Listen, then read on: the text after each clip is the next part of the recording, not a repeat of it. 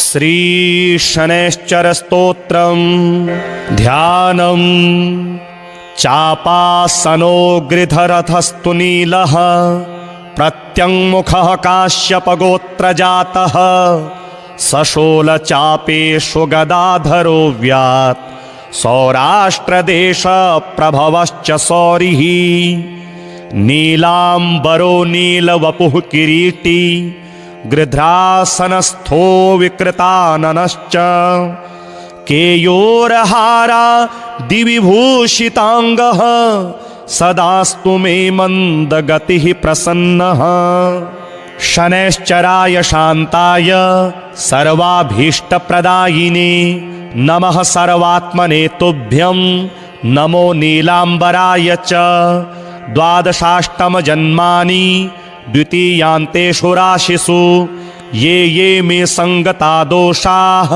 सर्वे नश्यन्तु वै प्रभो। सूत उवाच शृणुध्वं मुनयः सर्वे शनिपीडाहरं शुभं शनिप्रीतिकरं स्तोत्रं सर्वाभीष्टफलप्रदं पुरा कैलासशिखरे पार्वत्यै शङ्करेण च उपदिष्टं शनिस्तोत्रं प्रवक्ष्यामि तपोधनाः।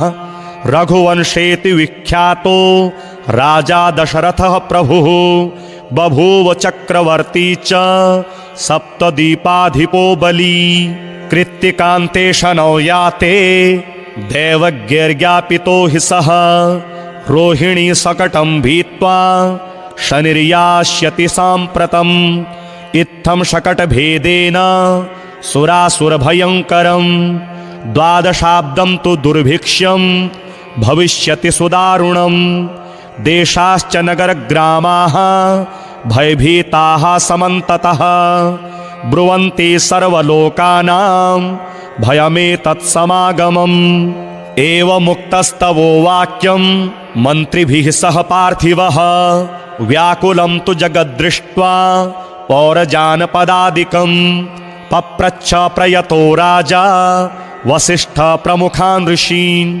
समाधानं किमस्यास्ति ब्रूत मे मुनिसत्तमाः प्रजानां परिरक्षायै सर्वज्ञाः सर्वदर्शिनः तच्छ्रुत्वा मुनयः सर्वे प्रोचुरस्य बलं महत् शनैश्चरेण शकटे तस्मिन् भिन्ने कुतः प्रजाः अयं योगो ह्यसाध्यं तु शक्रब्रह्मादिभिस्तथा स तु सञ्चित्य मनसा सहसा पुरुषर्षभः समादाय धनुर्दिव्यं दिव्यायुधसमन्वितं रथमारुह्य वेगेन गतो नक्षत्रमण्डलं सपादयोजनं लक्ष्यं सूर्यस्योपरि संस्थितं रोहिणीं पृष्ठतः स्थाप्य राजा दशरथस्तदा रथे तु काञ्चने दिव्ये सर्वरत्नविभूषिते हंसवर्णहयैर्युक्ते महाकेतुसमुच्छिते दीप्यमानो महारक्ता किरीटकटकादिभिः बभ्राजसतदाकाशे द्वितीय इव भास्करः अकारणपूर्णचापेन संहारास्त्रं न्ययोजयत् संहारास्त्रं सनिर्दृष्ट्वा सुरासुरभयङ्करं कृत्तिकान्ते तदा स्थित्वा प्रविशन् किल रोहिणीं दृष्ट्वा दशरथं चाग्रे तस्थौ सभ्रुकुटीमुखः हसित्वा तद्भयात् सौरी हृदं वचनमब्रवीत् पौरुषं तव राजेन्द्र सुरासुरभयङ्करं देवासुरमनुष्याश्च सिद्धविद्याधरोरगाः वरं ब्रूहि प्रदास्यामि मनसा यदभीप्सितं। दशरथ उवाच प्रसादं कुरु मे सौरे वरदो यदि मे स्थितः अद्य पभृति मे राष्ट्रे पीडाकार्या न कस्यचित् रोहिणीं भेदयित्वा तु न गन्तव्यं त्वया शने सरितः सागराः सर्वे यावच्चन्द्रार्कमेदिनी द्वादशाब्दं तु दुर्भिक्ष्यं न कदाचिद् भविष्यति याचितं तु मया सौरे नान्यमिच्छाम्यहं वरम् एवमस्त्विति सुप्रीतो वरं प्रादात्तु शाश्वतं कितिरेषा त्वदीया च त्रैलोक्ये संभविष्यति प्राप्य चैनं वरं राजा कृतकृत्यो भवत्तदा एवं वरं तु सम्प्राप्य हृष्टरोमास पार्थिवः रथोपस्थे धनुस्थाप्य भूत्वा चैव कृताञ्जलिः ध्यात्वा सरस्वतीं देवीं गणनाथं विनायकम् राजा दशरथः स्तोत्रं सौरेरिदमथाकरोत् शनिरुवाच तुष्टोऽहं तव राजेन्द्र स्तोत्रेणानेन सुव्रता वरं ब्रूहि प्रदास्यामि मनसा यदभीप्सिताम् दशरथ उवाच प्रसन्नो यदि मे सौरे पीडां कुरु न कस्यचित् देवासुरमनुष्याणां पशुपन्नगपक्षिणां शनिरुवाच ग्रहणाच्च ग्रहाज्ञेयाः ग्रहाः पीडाकरः स्मृताः अदेयोऽपि वरोऽस्माभिः तुष्टोऽहं तु ददामि ते देवासुरमनुष्याश्च सिद्धविद्याधरोरगाः पशुपक्षिमृगा वृक्षाः पीडां मुच्यन्तु सर्वदा त्वया प्रोक्तमिदं स्तोत्रं यः पठेदिह मानवः एककालं क्वचित्कालं पीडां मुञ्चामि तस्य वै मृत्युस्थाने गतो वापि जन्मव्ययगतोऽपि वा पठति श्रद्धया युक्तः शुचिः स्नात्वा समाहितः शमीपत्रैः समव्यर्च्य प्रतिमां लोहजां मम मशोदनं तिलैर्मिश्रं दद्याल्लोहं तु दक्षिणां कृष्णाङ्गां महिषीं वस्त्रं मामुद्दिश्य द्विजायते मद्दिने तु विशेषेण स्तोत्रेणानेन पूजयेत् पूजयित्वा जपे स्तोत्रं भुक्त्वा चैव कृताञ्जलिः तस्य पीडां न चैवाहं करिष्यामि कदाचन गोचरे जन्मलग्ने वा दशास्वन्तर्दशासु च रक्ष्यामि सततं तस्य पीडास्वन्यग्रहस्य च अनेनैव प्रकारेण पीडामुक्तं जगद्भवेत् सूत उवाच वरद्वयं तु सम्प्राप्य राजा दशरथस्तदा मेने कृतार्थमात्मानं नमस्कृत्य शनैश्चरं शनिना चाभ्यनुज्ञातः स्वस्थानमगमत् नृपः स्वस्थानं च ततो गत्वा प्राप्तकामो भवत्तदा कोणः शनैश्चरो मन्दः छाया हृदयनन्दनः मार्ताण्डजस्तथा सौरिः पातङ्गिर्ग्रहनायकः ब्रह्मण्यः क्रूरकर्मा च नीलवस्त्रोञ्जनद्युतिः द्वादशैतानि नामानि यः पठेच्च दिने दिने विषमस्थोऽपि भगवान् सुप्रीतस्तस्य जायते मन्दवारे शुचिः स्नात्वा मिताहारो जितेन्द्रियः तद्वर्णकुसुमैर्युक्तं सर्वाङ्गं द्विजसत्तमाः पूरयित्वान्नपानाद्यैः स्तोत्रं यः प्रयतः पठेत् पुत्रकामो लभेत् पुत्रं धनकामो लभेत् धनम् राज्यकामो लभेत् राज्यं जयार्थी विजयी भवेत् आयुष्कामो लभेदायुः श्रीकामः श्रियमाप्नुयात् यद्यदिच्छति तत्सर्वं भगवान् भक्तवत्सलः चिन्तितानि च सर्वाणि ददाति च न संशयः ध्यानम् चापासनो गृधरथस्तु नीलः प्रत्यङ्मुखः काश्यपगोत्रजातः सशोलचापेषु गदाधरो व्यात् सौराष्ट्रदेशप्रभवश्च सौरिः नीलाम्बरो नीलवपुः किरीटी गृध्रासनस्थो विकृताननश्च केयोरहारा दिविभूषिताङ्गः सदास्तु मे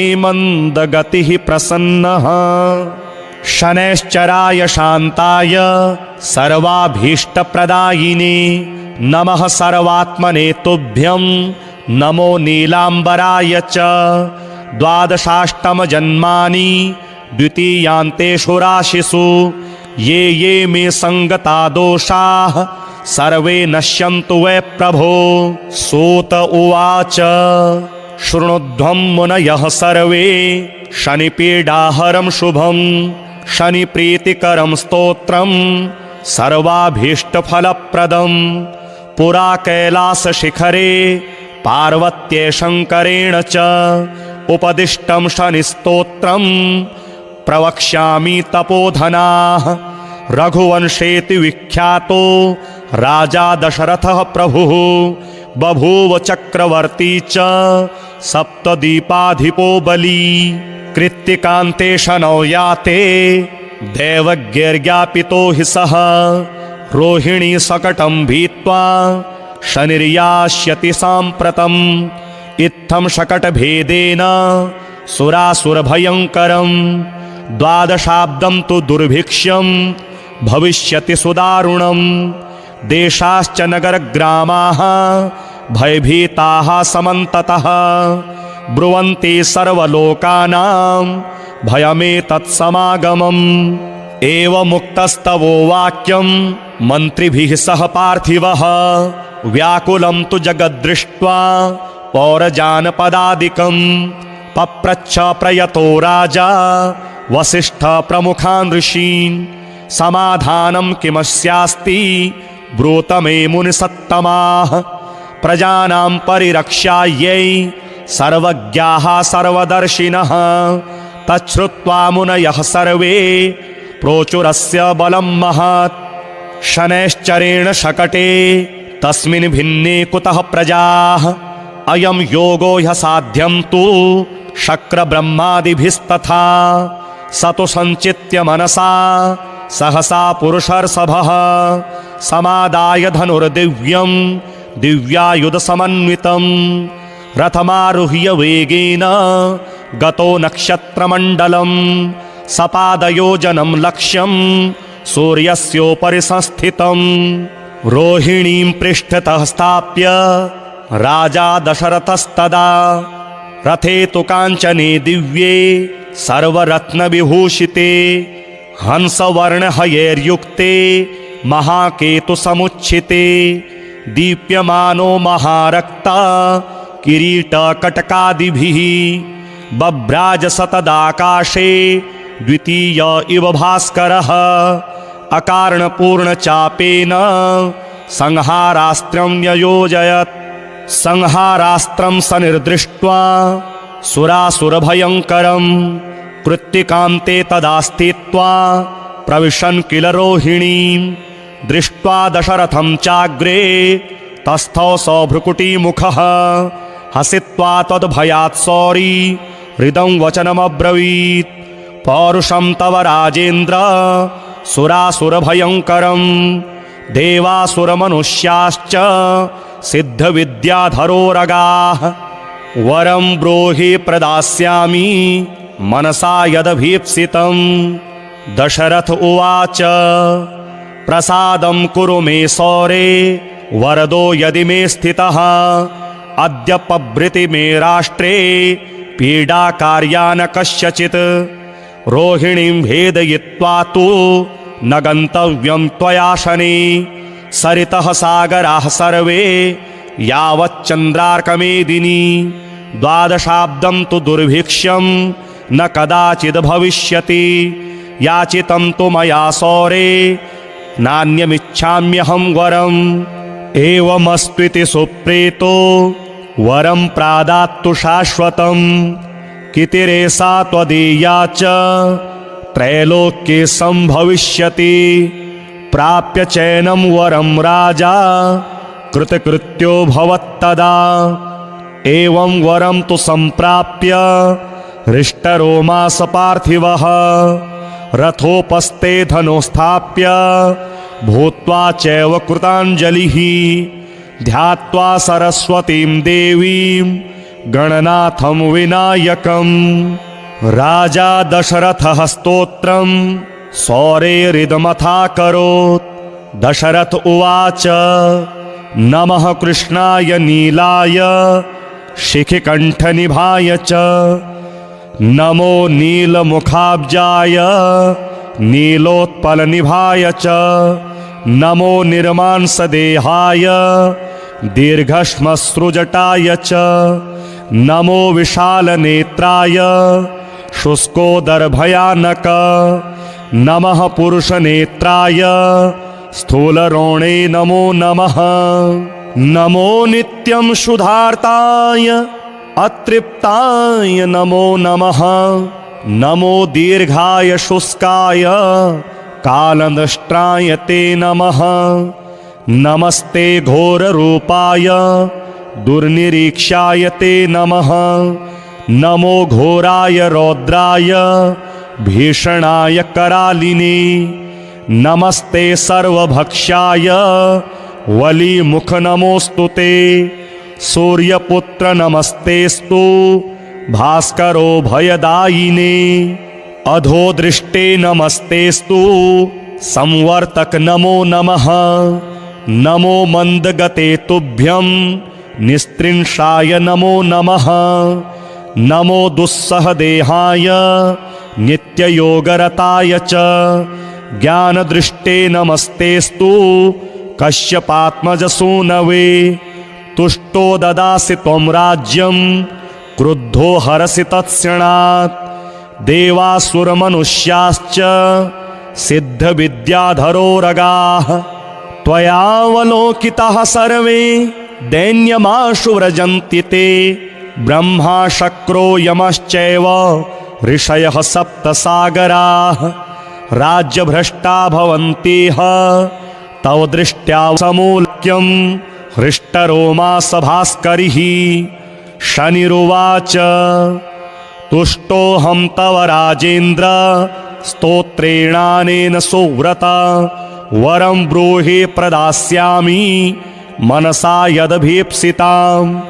दशरथ उवाच प्रसन्नो यदि मे सौरे पीडां कुरु न कस्यचित् देवासुरमनुष्याणां पशुपन्नगपक्षिणाम्। शनिरुवाच ग्रहणाच्च ग्रहाज्ञेयाः ग्रहाः पीडाकरः स्मृताः अदेयोऽपि वरोऽस्माभिः तुष्टोऽहं तु ददामि ते। देवासुरमनुष्याश्च सिद्धविद्याधरोरगाः पशुपक्षिमृगावृक्षाः पीडां मुच्यन्तु सर्वदा।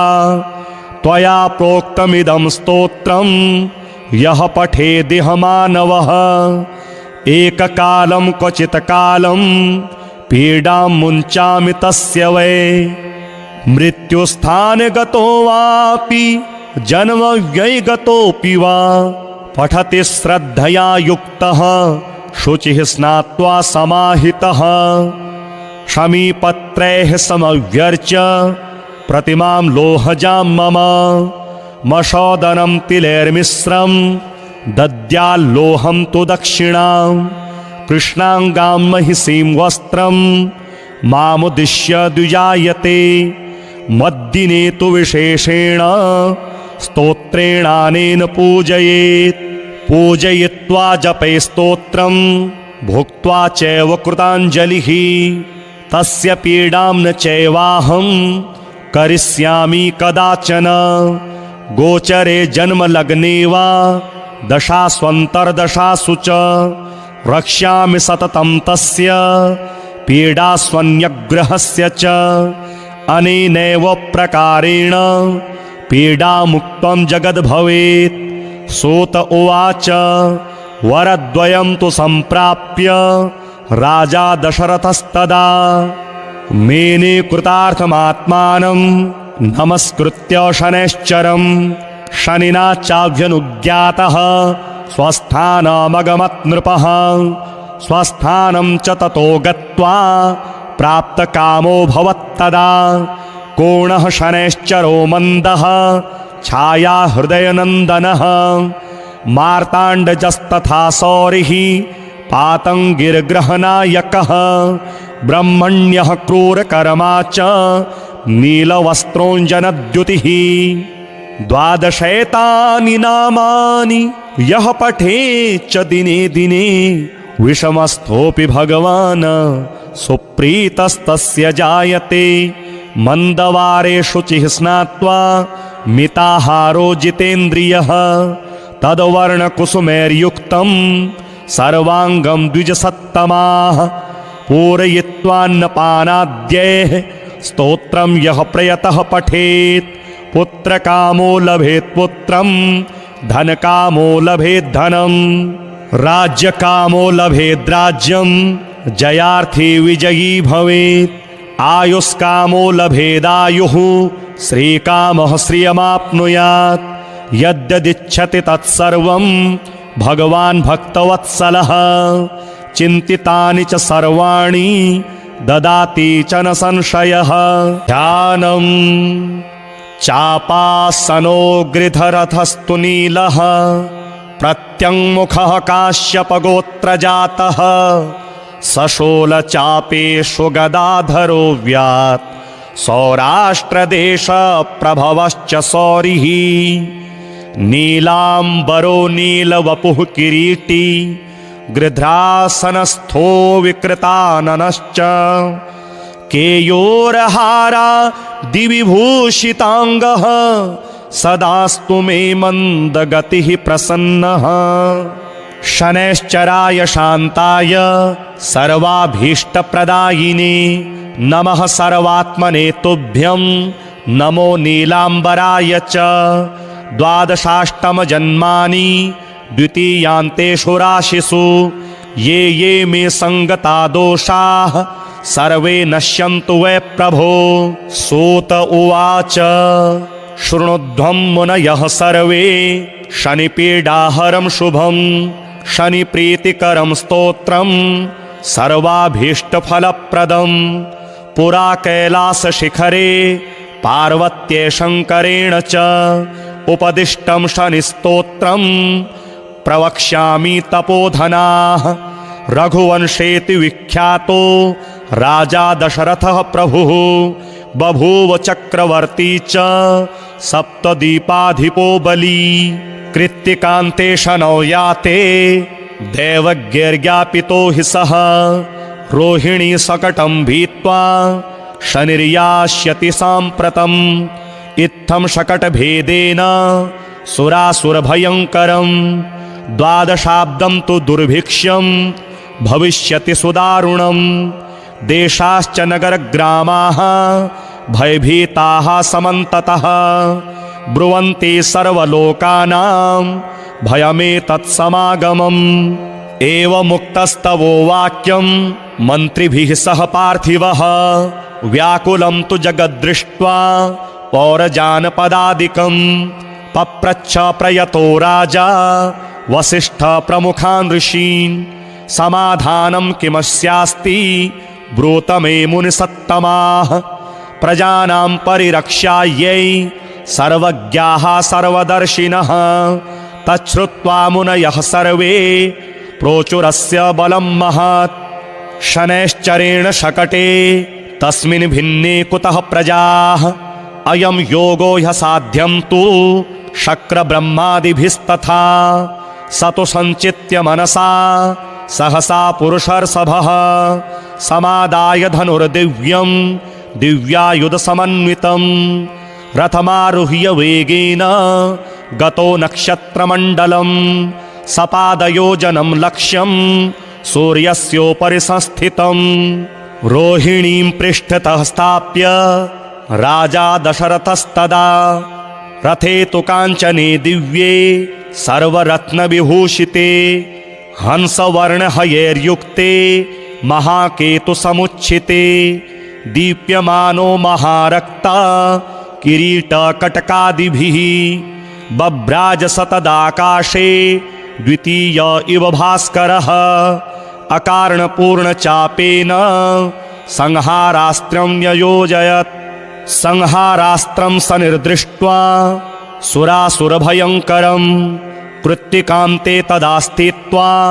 प्रविशन् किल रोहिणीं दृष्ट्वा दशरथं चाग्रे तस्थौ सभ्रुकुटीमुखः हसित्वा तद्भयात् सौरी हृदं वचनमब्रवीत् पौरुषं तव राजेन्द्र सुरासुरभयङ्करं देवासुरमनुष्याश्च सिद्धविद्याधरोरगाः वरं ब्रूहि प्रदास्यामि मनसा यदभीप्सितं। दशरथ उवाच प्रसादं कुरु मे सौरे वरदो यदि मे स्थितः अद्य पभृति मे राष्ट्रे पीडा कार्या न कस्यचित् रोहिणीं भेदयित्वा तु न गन्तव्यं त्वया शने सरितः सागराः सर्वे यावच्चन्द्रार्कमेदिनी द्वादशाब्दं तु दुर्भिक्ष्यं न कदाचिद् भविष्यति याचितं तु मया सौरे नान्यमिच्छाम्यहं वरम् एवमस्त्विति सुप्रीतो वरं प्रादात्तु शाश्वतं कितिरेषा त्वदीया च त्रैलोक्ये संभविष्यति प्राप्य चैनं वरं राजा कृतकृत्यो भवत्तदा एवं वरं तु संप्राप्य हृष्टरोमास पार्थिवः रथोपस्थे धनुस्थाप्य भूत्वा चैव कृताञ्जलिः ध्यात्वा सरस्वतीं देवीं गणनाथं विनायकम् राजा दशरथः स्तोत्रं सौरेरिदमथाकरोत्। दशरथ उवाच नमः कृष्णाय नीलाय शिखिकण्ठनिभाय च नमो नीलमुखाब्जाय नीलोत्पलनिभाय च नमो निर्मांसदेहाय दीर्घश्मश्रुजटाय च नमो विशालनेत्राय शुष्कोदरभयानक नमः पुरुषनेत्राय स्थूलरोणे नमो नमः नमो नित्यं शुद्धार्ताय अतृप्ताय नमो नमः नमो दीर्घाय शुष्काय कालनष्ट्राय ते नमः नमस्ते घोररूपाय दुर्निरीक्षाय ते नमः नमो घोराय रौद्राय भीषणाय करालिने नमस्ते सर्वभक्षाय वलीमुख नमोऽस्तु ते सूर्यपुत्र नमस्तेस्तु भास्करो भयदायिने अधोदृष्टे नमस्तेस्तु संवर्तक नमो नमः नमो मन्दगते तुभ्यं निस्त्रिंशाय नमो नमः नमो दुस्सहदेहाय नित्ययोगरताय च ज्ञानदृष्टे नमस्तेस्तु कश्यपात्मजसूनवे तुष्टो ददासि त्वं राज्यं क्रुद्धो हरसि तत्क्षणात् देवासुरमनुष्याश्च सिद्धविद्याधरोरगाः त्वयावलोकिताः सर्वे दैन्यमाशु व्रजन्ति ते ब्रह्मा शक्रो यमश्चैव ऋषयः सप्तसागराः राज्यभ्रष्टा भवन्तिह तव दृष्ट्यावलोकिताः देवादं कुरु मे सौरे वरदोऽसि महाबल एवमुक्तस्तदा सौरिः ग्रहराजो महाबलः अब्रवीच्च शनिर्वाक्यं हृष्टरोमास भास्करिः शनिरुवाच तुष्टोऽहं तव राजेन्द्र स्तोत्रेणानेन सुव्रत वरं ब्रूहि प्रदास्यामि मनसा यदभीप्सितां। दशरथ उवाच प्रसन्नो यदि मे सौरे पीडां कुरु न कस्यचित् देवासुरमनुष्याणां पशुपन्नगपक्षिणां। शनिरुवाच ग्रहणाच्च ग्रहाज्ञेयाः ग्रहाः पीडाकरः स्मृताः अदेयोऽपि वरोऽस्माभिः तुष्टोऽहं तु ददामि ते देवासुरमनुष्याश्च सिद्धविद्याधरोरगाः पशुपक्षिमृगा वृक्षाः पीडां मुच्यन्तु सर्वदा त्वया प्रोक्तमिदं स्तोत्रं यः पठेदिह मानवः एककालं क्वचित् कालं पीडां मुञ्चामि तस्य वै मृत्युस्थाने गतो वापि जन्मव्ययगतोऽपि वा पठति श्रद्धया युक्तः शुचिः स्नात्वा समाहितः शमीपत्रैः समव्यर्च्य प्रतिमां लोहजां मम मशोदनं तिलैर्मिश्रं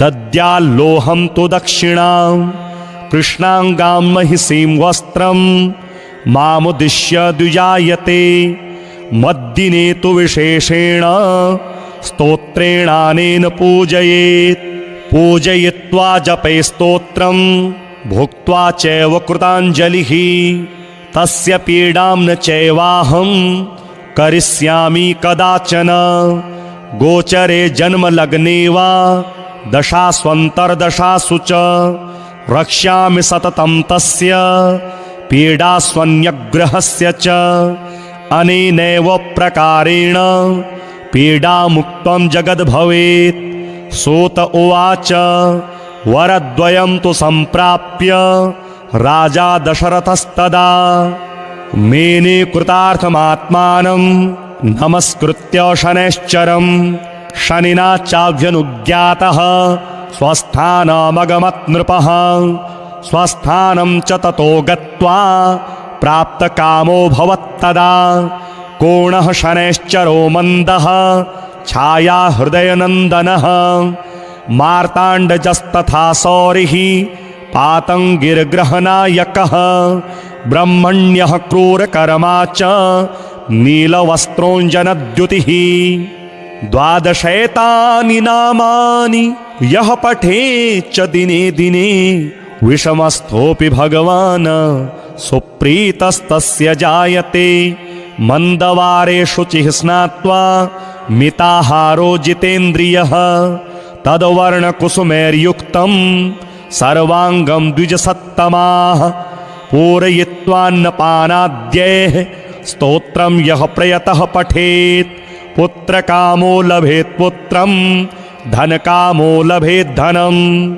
राज्यकामो लभेत् राज्यं जयार्थी विजयी भवेत् आयुष्कामो लभेदायुः श्रीकामः श्रियमाप्नुयात् यद्यदिच्छति तत्सर्वं भगवान् भक्तवत्सलः चिन्तितानि च सर्वाणि ददाति च न संशयः ध्यानं चापासनो गृधरथस्तु नीलः प्रत्यङ्मुखः काश्यपगोत्रजातः सशोलचापेषु गदाधरो व्यात् सौराष्ट्रदेशप्रभवश्च सौरिः नीलाम्बरो नीलवपुः किरीटी गृध्रासनस्थो विकृताननश्च केयोरहारा दिविभूषिताङ्गः सदास्तु मे मन्दगतिः प्रसन्नः शनैश्चराय शान्ताय सर्वाभीष्टप्रदायिने नमः सर्वात्मने तुभ्यं नमो नीलाम्बराय च द्वादशाष्टमजन्मानि द्वितीयान्तेषु राशिषु ये ये मे सङ्गता दोषाः सर्वे नश्यन्तु वै प्रभो सूत उवाच शृणुध्वं मुनयः सर्वे शनिपीडाहरं शुभं शनिप्रीतिकरं स्तोत्रं सर्वाभीष्टफलप्रदं पुरा कैलासशिखरे पार्वत्यै शङ्करेण च उपदिष्टं शनिस्तोत्रं प्रवक्ष्यामि तपोधनाः रघुवंशेति विख्यातो राजा दशरथः प्रभुः बभूव चक्रवर्ती च सप्तदीपाधिपो बली कृत्तिकान्ते शनौ याते दैवज्ञैर्ज्ञापितो हि सः रोहिणी सकटं भीत्वा शनिर्यास्यति साम्प्रतम् इत्थं शकटभेदेन सुरासुरभयङ्करम् 12 तु दुर्भिक्षं भविष्यति सुदारुणम् देशाश्च नगरग्रामाः भयभीताः समन्ततः ब्रुवन्ति सर्वलोकानां भयमेतत्समागमम् एवमुक्तस्तवो वाक्यं मन्त्रिभिः सह पार्थिवः व्याकुलं तु जगद्दृष्ट्वा पौरजानपदादिकं पप्रच्छ प्रयतो राजा वसिष्ठ प्रमुखान् ऋषीन् समाधानं किमस्यास्ति ब्रूत मे मुनिसत्तमाः प्रजानां परिरक्षायै सर्वज्ञाः सर्वदर्शिनः तच्छ्रुत्वा मुनयः सर्वे प्रोचुरस्य बलं महत् शनैश्चरेण शकटे तस्मिन् भिन्ने कुतः प्रजाः अयं योगो ह्यसाध्यं तु शक्रब्रह्मादिभिस्तथा स तु सञ्चित्य मनसा सहसा पुरुषर्षभः समादाय धनुर्दिव्यं दिव्यायुधसमन्वितं रथमारुह्य वेगेन गतो नक्षत्रमण्डलं सपादयोजनं लक्ष्यं सूर्यस्योपरि संस्थितं रोहिणीं पृष्ठतः स्थाप्य राजा दशरथस्तदा रथे तु काञ्चने दिव्ये सर्वरत्नविभूषिते हंसवर्णहयैर्युक्ते महाकेतुसमुच्छिते दीप्यमानो महारक्ता किरीटकटकादिभिः बभ्राजस तदाकाशे द्वितीय इव भास्करः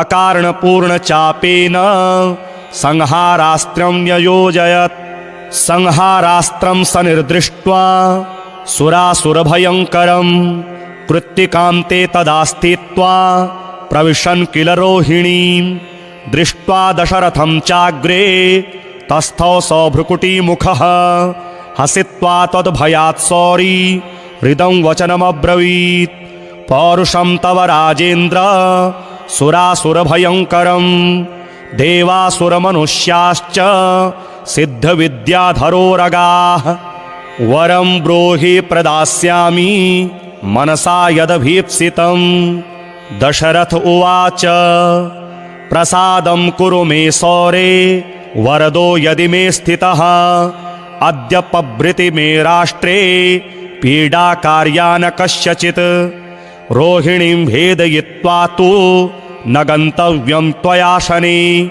सरितः सागराः सर्वे यावच्चन्द्रार्कमेदिनी 12 तु दुर्भिक्षं न कदाचिद् भविष्यति याचितं तु मया सौरे नान्यमिच्छाम्यहं वरम् एवमस्त्विति सुप्रीतो वरं प्रादात्तु शाश्वतम् कितिरेषा त्वदीया च त्रैलोक्ये संभविष्यति प्राप्य चैनं वरं राजा कृतकृत्यो भवत्तदा एवं वरं तु सम्प्राप्य हृष्टरोमास पार्थिवः रथोपस्थे धनुस्थाप्य भूत्वा चैव कृताञ्जलिः ध्यात्वा सरस्वतीं देवीं गणनाथं विनायकम् राजा दशरथः स्तोत्रं सौरेरिदमथाकरोत् दशरथ उवाच नमः कृष्णाय नीलाय शिखिकण्ठनिभाय च नमो नीलमुखाब्जाय नीलोत्पलनिभाय च नमो निर्मांसदेहाय दीर्घश्मश्रुजटाय च नमो विशालनेत्राय शुष्कोदरभयानक नमः पुरुषनेत्राय स्थूलरोणे नमो नमः नमो नित्यं शुद्धार्ताय अतृप्ताय नमो नमः नमो दीर्घाय शुष्काय कालनष्ट्राय ते नमः नमस्ते घोररूपाय दुर्निरीक्षाय ते नमः नमो घोराय रौद्राय भीषणाय करालिने नमस्ते सर्वभक्षाय वलीमुख नमोऽस्तु ते। सूर्यपुत्र नमस्तेस्तु भास्करो भयदायिने। अधोदृष्टे नमस्तेस्तु संवर्तक नमो नमः।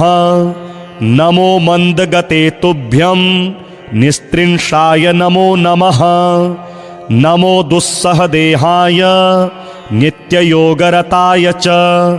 ज्ञानदृष्टे नमस्तेस्तु कश्यपात्मजसूनवे। तुष्टो ददासि त्वं राज्यं क्रुद्धो हरसि तत्क्षणात्। देवासुरमनुष्याश्च सिद्धविद्याधरो रगाः। त्वयावलोकिताः सर्वे दैन्यमाशु व्रजन्ति ते। ब्रह्मा शक्रो यमश्चैव ऋषयः सप्तसागराः। राज्यभ्रष्टा भवन्तिह तव दृष्ट्यावलोकिताः। देशाश्च नगरग्रामाः द्वीपाश्च गिरयस्तथा। सरितः सागरः सर्वे नाशं यान्ति समूलतः। प्रसादं कुरु मे सौरे वरदोऽसि महाबल। एवमुक्तस्तदा सौरिः ग्रहराजो महाबलः। अब्रवीच्च शनिर्वाक्यं हृष्टरोमास भास्करिः। शनिरुवाच तुष्टोऽहं तव राजेन्द्र स्तोत्रेणानेन सुव्रत।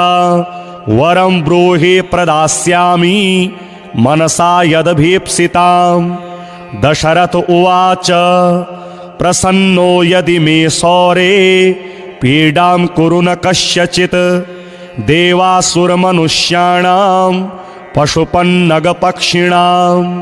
शनिरुवाच ग्रहणाच्च ग्रहाज्ञेयाः ग्रहाः पीडाकरः स्मृताः। अदेयोऽपि वरोऽस्माभिः तुष्टोऽहं तु ददामि ते। देवासुरमनुष्याश्च सिद्धविद्याधरो रगाः। पशुपक्षिमृगा वृक्षाः पीडां मुच्यन्तु सर्वदा। त्वया प्रोक्तमिदं स्तोत्रं यः पठेदिह मानवः। एककालं क्वचित् कालं पीडां मुञ्चामि तस्य वै। मृत्युस्थाने गतो वापि जन्मव्ययगतोऽपि वा। पठति श्रद्धया युक्तः शुचिः स्नात्वा समाहितः। शमीपत्रैः समव्यर्च्य प्रतिमां लोहजां मम। मशोदनं तिलैर्मिश्रं दद्याल्लोहं तु दक्षिणां। कृष्णाङ्गां महिषीं वस्त्रं मामुद्दिश्य द्विजायते। मद्दिने तु विशेषेण स्तोत्रेणानेन पूजयेत्। पूजयित्वा जपे स्तोत्रं भुक्त्वा चैव कृताञ्जलिः। तस्य पीडां न चैवाहं करिष्यामि कदाचन। गोचरे जन्मलग्ने वा दशास्वन्तर्दशासु च। रक्ष्यामि सततं तस्य पीडास्वन्यग्रहस्य च।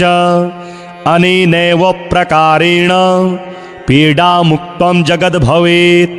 सूत उवाच वरद्वयं तु सम्प्राप्य राजा दशरथस्तदा। मेने कृतार्थमात्मानं नमस्कृत्य शनैश्चरं। शनिना चाभ्यनुज्ञातः स्वस्थानमगमत् नृपः। स्वस्थानं च ततो गत्वा प्राप्तकामो भवत्तदा। कोणः शनैश्चरो मन्दः छाया हृदयनन्दनः। मार्ताण्डजस्तथा सौरिः पातङ्गिर्ग्रहनायकः। ब्रह्मण्यः क्रूरकर्मा च नीलवस्त्रोञ्जनद्युतिः। 12 नामानि यः पठेच्च दिने दिने। विषमस्थोऽपि भगवान् सुप्रीतस्तस्य जायते। मन्दवारे शुचिः स्नात्वा मिताहारो जितेन्द्रियः। तद्वर्णकुसुमैर्युक्तं सर्वाङ्गं द्विजसत्तमाः। पूरयित्वान्नपानाद्यैः स्तोत्रं यः प्रयतः पठेत्। पुत्रकामो लभेत् पुत्रं धनकामो लभेत् धनं राज्यकामो लभेत् राज्यं जयार्थी विजयी भवेत् आयुष्कामो लभेदायुः श्रीकामः श्रियमाप्नुयात् यद्यदिच्छति तत्सर्वं भगवान् भक्तवत्सलः चिन्तितानि च सर्वाणि ददाति च न संशयः।